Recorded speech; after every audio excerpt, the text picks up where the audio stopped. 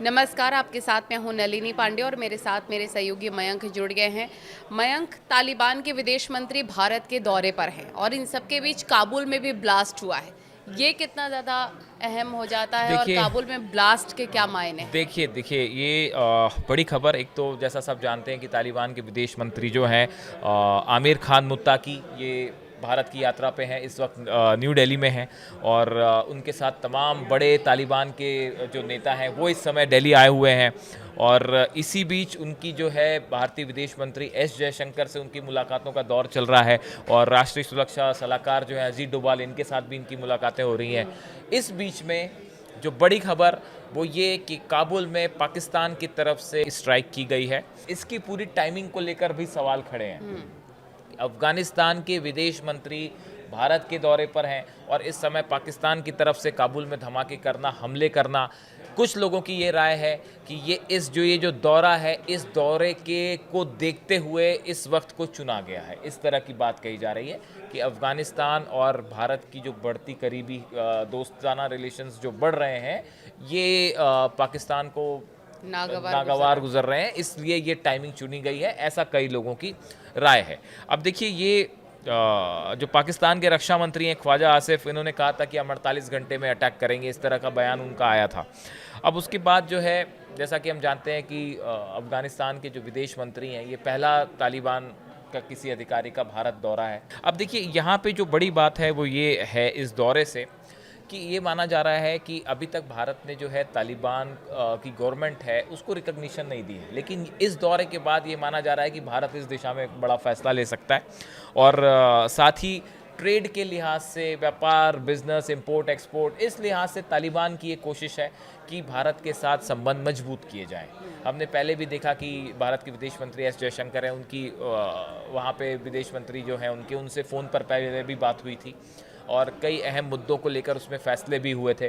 और ईरान की भी ये कोशिश है कि तालिबान और भारत के साथ जो है वो व्यापारिक संबंध मजबूत किए जाएं, इस तरह की बात पहले भी निकल के सामने आई थी और इसीलिए वो भारत आए। स्पेशल परमिशन उनको दी गई। देखिए, तालिबान के जो विदेश मंत्री हैं उनको भारत आने की अनुमति नहीं थी, उनके विदेश में ट्रैवल करने को लेकर बैन है, क्योंकि वहाँ की गवर्नमेंट को रिकग्निशन नहीं है इस समय।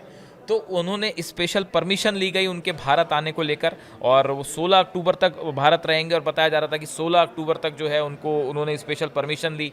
उसके बाद जो है यूनाइटेड नेशन से, उसके बाद जो है उनकी भारत ये यात्रा हो पाई। देखिए, ये जो दौरा है इसमें जो सबसे गौर करने वाली बात यह है कि ये आमिर खान मुत्ताकी जो विदेश मंत्री हैं तालिबान के, ये कल देवबंद की इनकी यात्रा होनी है। उत्तर प्रदेश के देवबंद जाने वाले हैं और उनका मुख्य फोकस दारुल उलूम देवबंद पर है। अब देखिए, ये इंटरेस्टिंग बात है, जो काफ़ी सारे लोग इस बात को लेकर सवाल पूछ रहे हैं कि भाई वो दारुल उलूम देवबंद क्यों जाना चाह रहे हैं। इसकी वजह हम आपको बताते हैं। ये दुनिया के प्रमुख इस्लामिक शिक्षा केंद्रों में से एक है दारुल उलूम देवबंद। यहाँ रहकर अफगान छात्र भी इस्लाम की पढ़ाई करते हैं।